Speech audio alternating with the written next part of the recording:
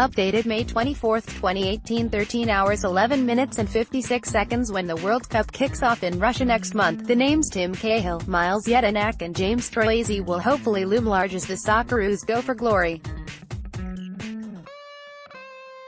But there are other Australian names Russians are being urged to think about during the month-long festival of football.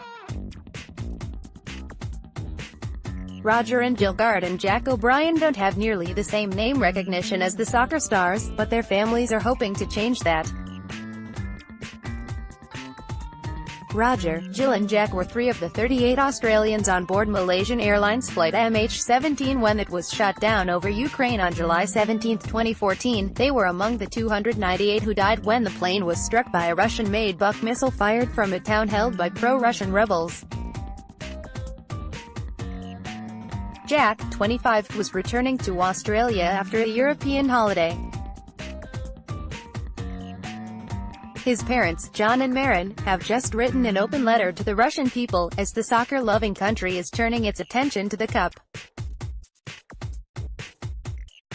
6 other victims' families have signed the letter. Published in Novaya Gazeta, one of the few independent news sites in a country not known for celebrating a free press, the letter points to the shadow hanging over the big event. We are painfully aware of the dark irony that the Russian leaders who will profess to welcome the world with open arms are those who are chiefly to blame for shattering our world, the family says.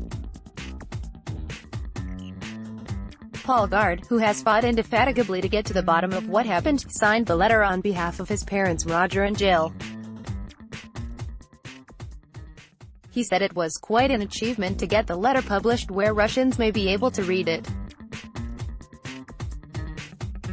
Importantly, the bereaved families aren't blaming the Russian people. We are not against you.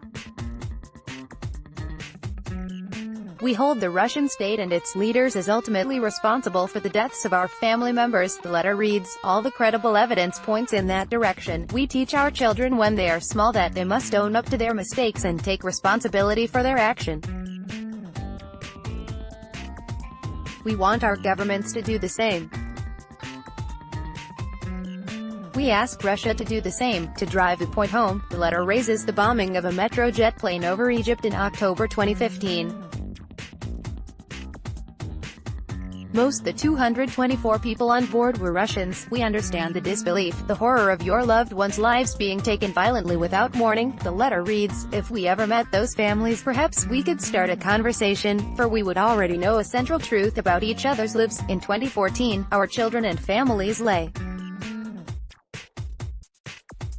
lifeless amidst the fields and sunflowers of eastern Ukraine. In 2015, Russian children and families lay lifeless on the stones and sand of the Egyptian desert. In death we are no different. It's a sentiment the families hope will ring true with many Russians, as that country prepares to bask in the international sporting spotlight.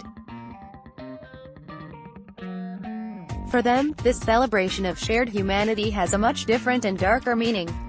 Topics: disasters and accidents, government and politics, air and space, Russian Federation, Ukraine. First posted May 24, 2018, 13 hours 2 minutes and 54 seconds.